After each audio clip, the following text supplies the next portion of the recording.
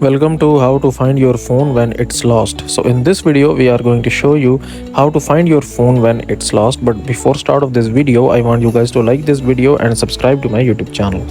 So first of all, what you're gonna do, you will basically go into the settings and then just tap on your Apple ID and then tap on Find My, and then basically make sure that Find My iPhone is on and Share My Location is turned on.